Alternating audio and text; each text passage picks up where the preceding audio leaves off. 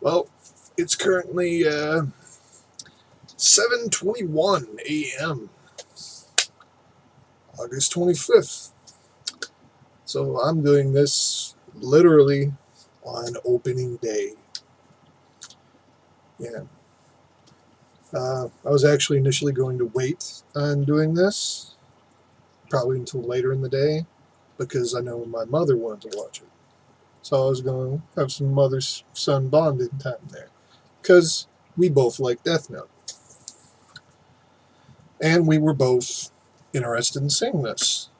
But she had some digestive problems, woke up a little early, and since it was out, she's like, hey, you want to watch Death Note? Here we go. Let's watch some Death Note.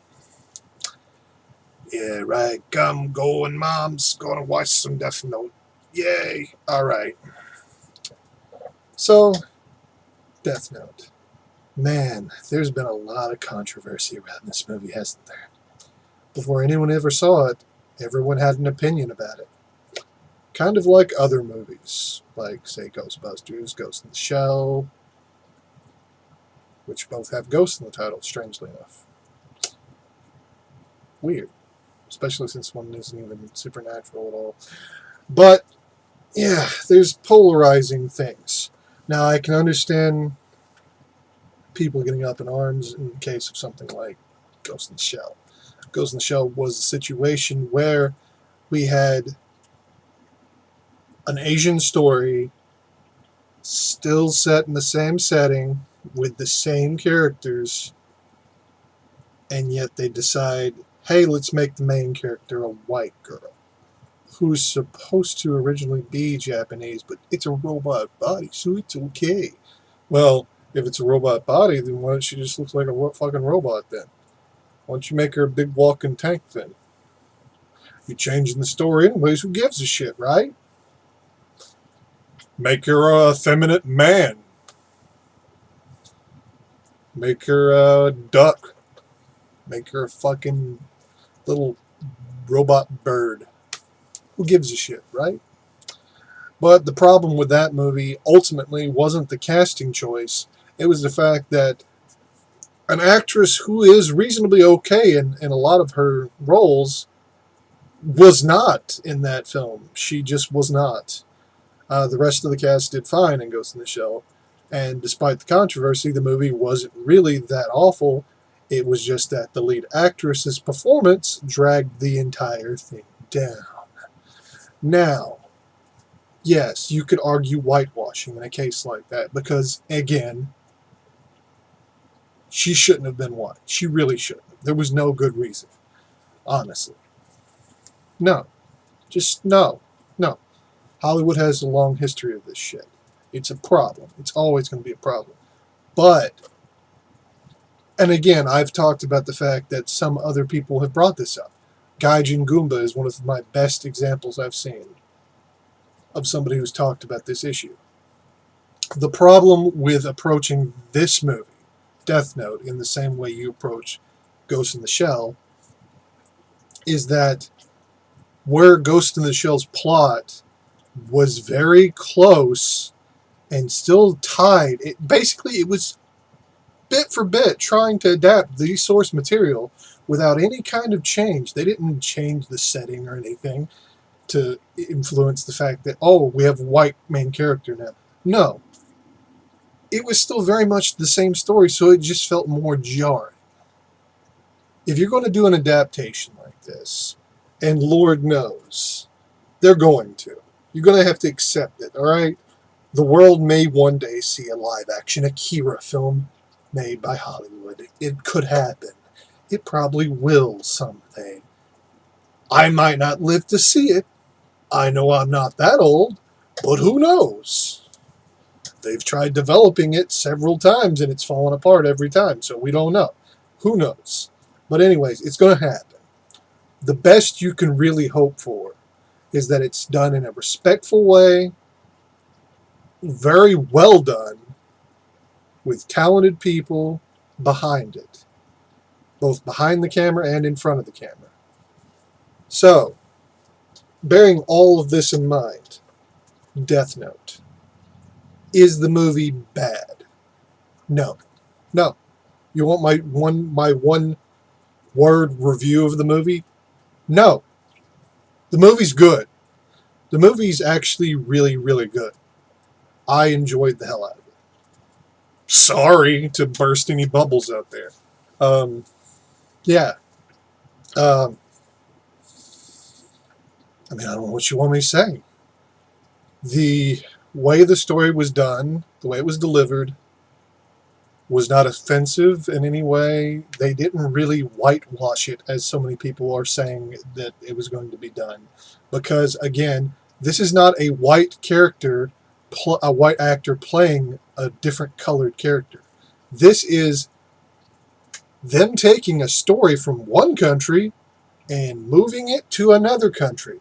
This is, oh, Seven Samurai. Well, hey, let's make the Magnificent Seven. That's what this is.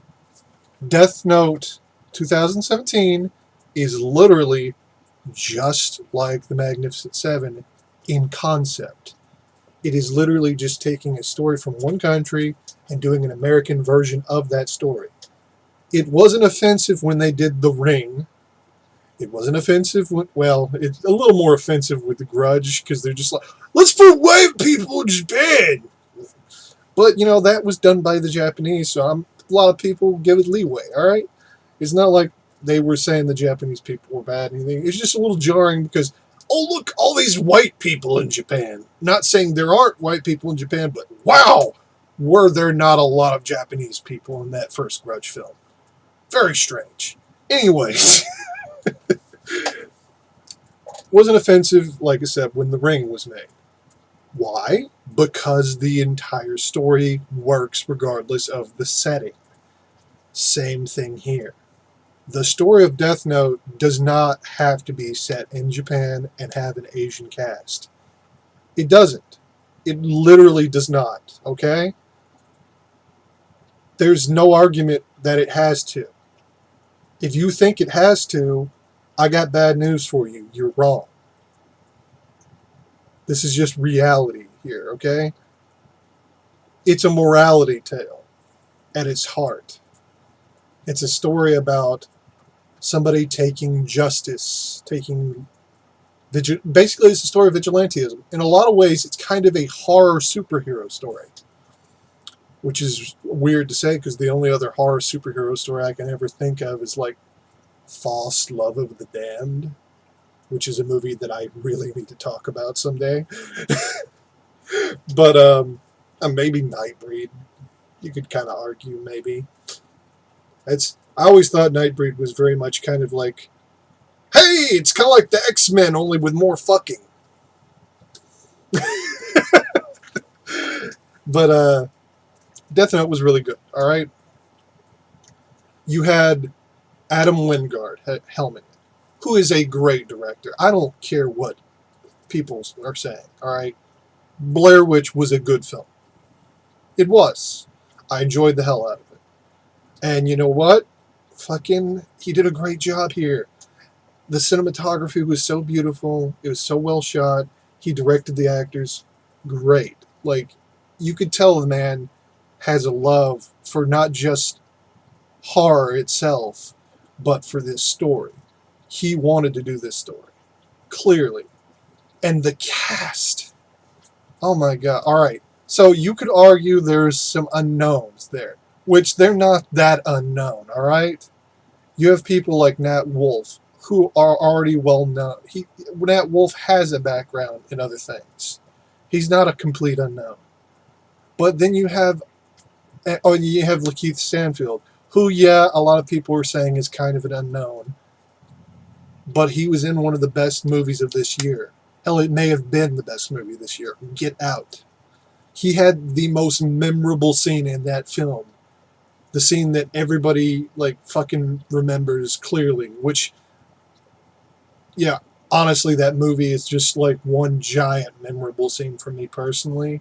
But a lot of people say that his scene was the most memorable scene. And, of course, you've seen it if you've seen the previews, the trailers for Get Out.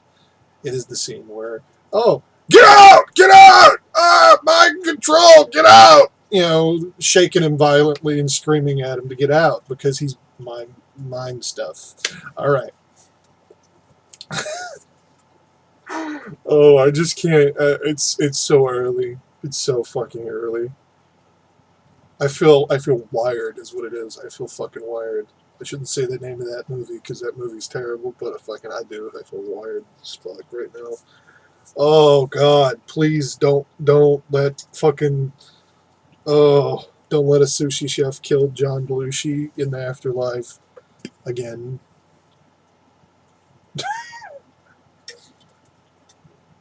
So you had these actors that people aren't as familiar with, but you also have backing up the film. You have Paul Nakaguchi or Nakauchi. Yeah, Nakauchi. Paul Nakauchi is a great actor. Great fucking actor. All right. You have Willem fucking Dafoe. Oh my God, Willem Dafoe.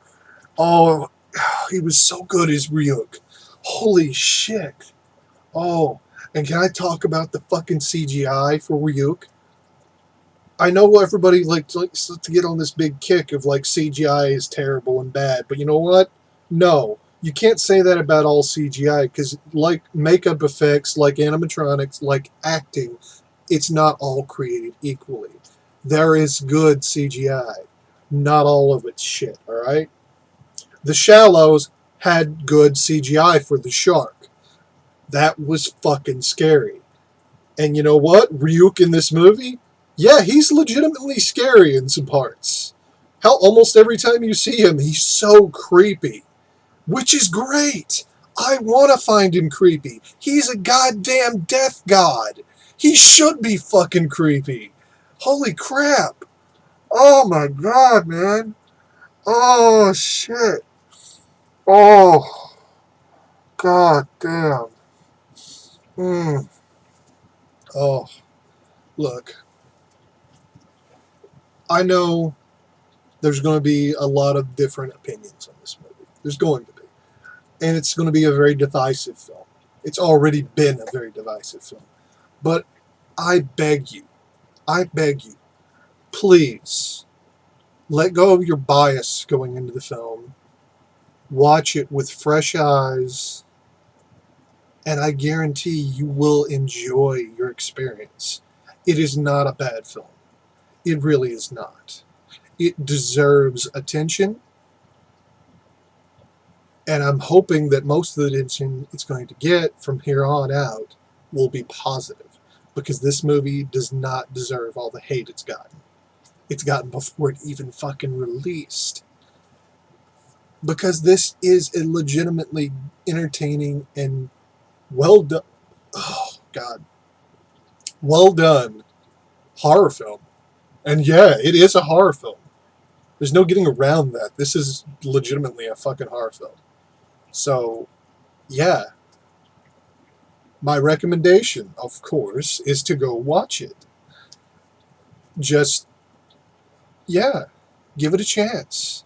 I think, personally, I really do think you'll enjoy it. You will come out of this enjoying the movie. And if I'm wrong, whatever, you know? What did you lose by giving something a chance? But, I mean, really. I've watched so many shitty movies. So many terrible, terrible movies. I've given movies that are so fucking terrible a chance. Can't you give a good one a chance?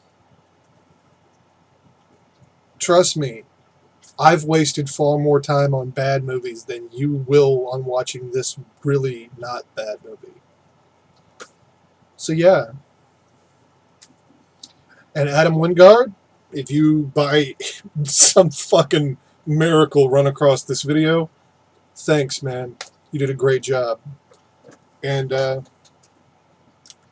I can't wait to see what you do next.